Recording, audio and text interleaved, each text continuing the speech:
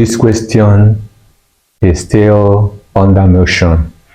The question says, a car starts from rest and accelerates uniformly until it reaches a velocity of 30 meters per second.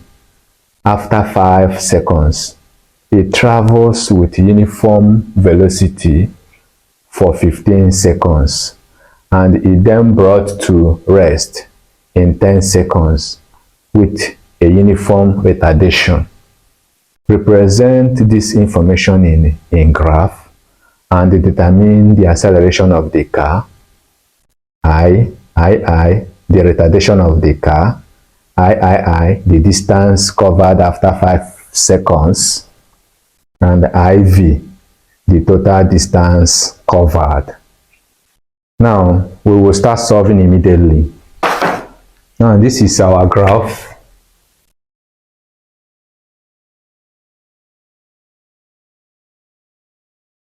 Okay, this is the 0 place. So the question says that the car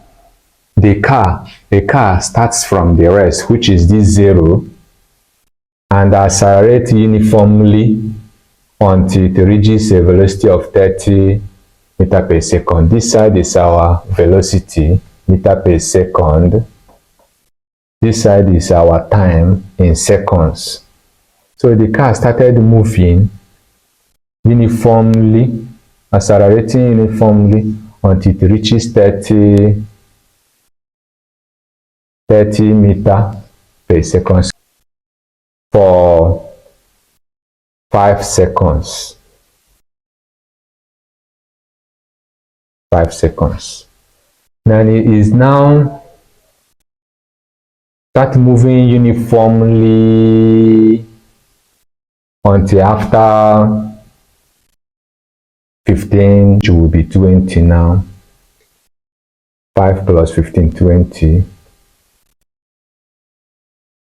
It then brought to rest, that is retardation, after 10 seconds.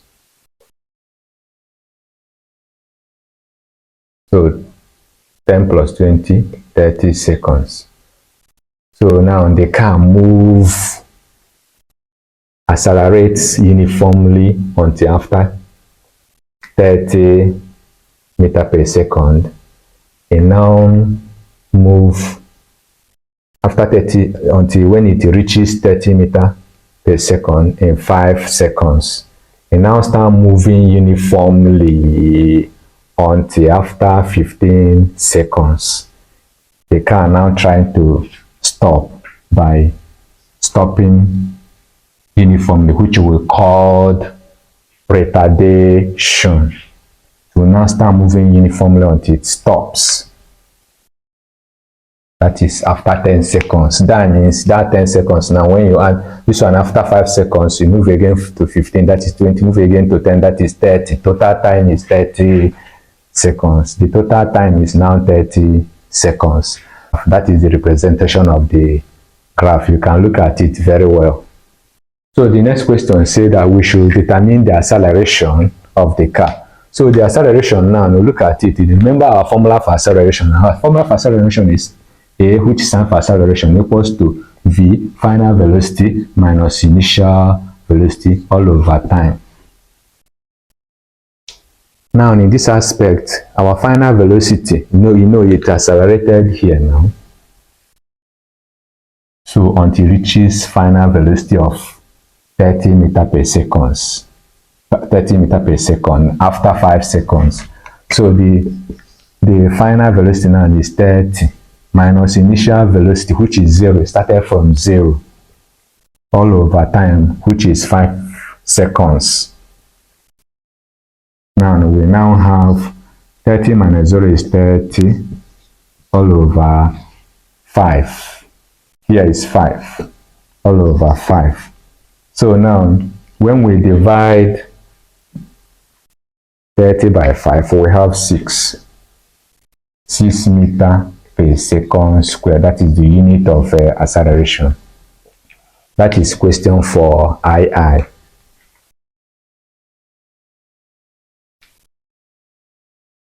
Then question for I, which says retardation.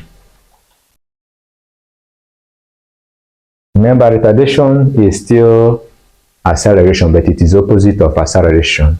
You know, acceleration is increasing its velocity uniformly, but while the car tries to stop, it will now decreasing the velocity uniformly until it is stopped. So that is retardation. Now it will have a minus sign showing that it is opposite of acceleration. Okay. Now in this aspect, I'll still use the same formula, retardation, because it's still acceleration in opposite. Okay. So retardation is equal to final velocity minus initial velocity all over time. Then our final velocity now is when it stopped. You understand? When it stopped is the final velocity. You know, it tried to stop until it stopped. When it stopped, the final velocity becomes 0. Then initial velocity is the velocity it was when it decided to stop. Look at it. It is in 30 meters per second when it accelerated. From that 30 meters per second, it now keep the 30 meters per second constantly. You know the graph did not go up now. So it now keep it constantly until it decided to stop. Which means the initial velocity now is 30 when it decided to stop until it stops. Okay. Now, so the final velocity now becomes 0 when it stopped at 0 minus initial, which is 30, all over the time it takes it to stop. What's the time of the retardation?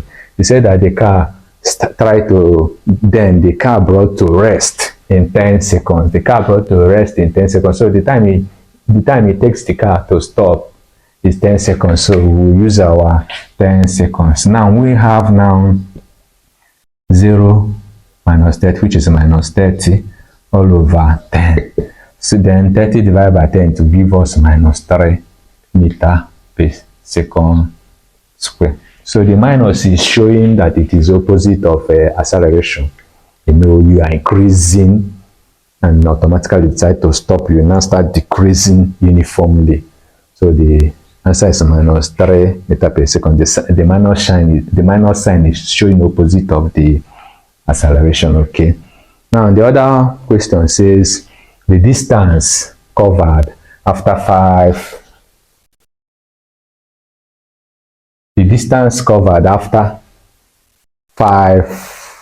seconds. Remember the formula now. Velocity is equal to distance all over time. So now the distance will now be velocity over velocity times time. That will be, if you want to find your distance, it will now be velocity times time. So now, and the time it has given us is 5 seconds. You see, after 5 seconds, what is the distance covered? After 5 seconds, what is the distance covered? That means after it has moved to reach place in 5 seconds, what is the distance covered? Now remember, after 5 seconds, the velocity now is 30, right? We will now have the distance equals the velocity at that particular time, which is 30 times the time, which is 5. Then when you multiply, what do we have? We have 150 meter. Okay. Now the next question is the total distance. The total distance of the journey.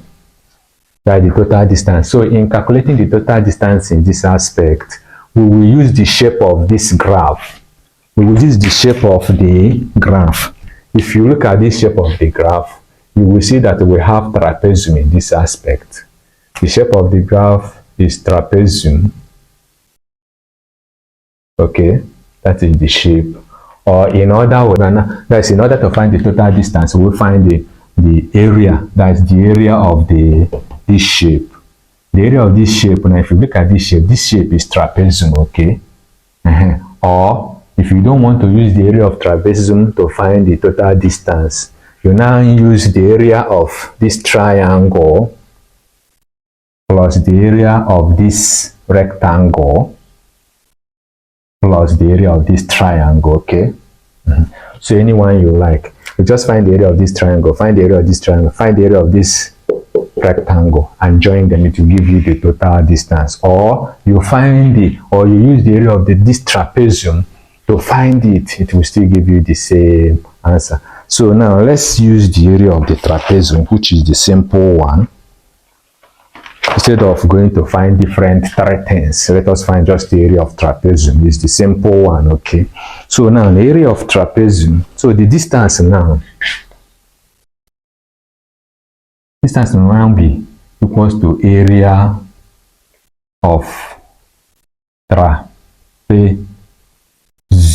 This trapezium now, right? And the formula is equals to half in bracket the two sides. Do you understand? In bracket the two sides, let's say in bracket this side and this side, from here to here plus from here to here, okay? So now it will now be, let's call from here to here A, for example. Let's call that distance from this distance to this distance is what? A. We'll now say A plus here to here, let's call it B, from here to here, that is plus B in bracket times height. The height should be from here. The height of this trapezium now should be from here to here, okay? Now let's see it. Now from here to here now is 30, taking it from the numbers in our x axis. Now we now have half times plus, that is half in bracket 30 plus from here to here. From here to here is minusing 5 from 20 to be 15 plus 15 times the height. The height is from here to here, which is 30. From here to here is 30 times 30, okay? Gives us this plus this is for half times 45 times 30, okay? Now when you use your calculator and do the work, what do you get? You now get 1350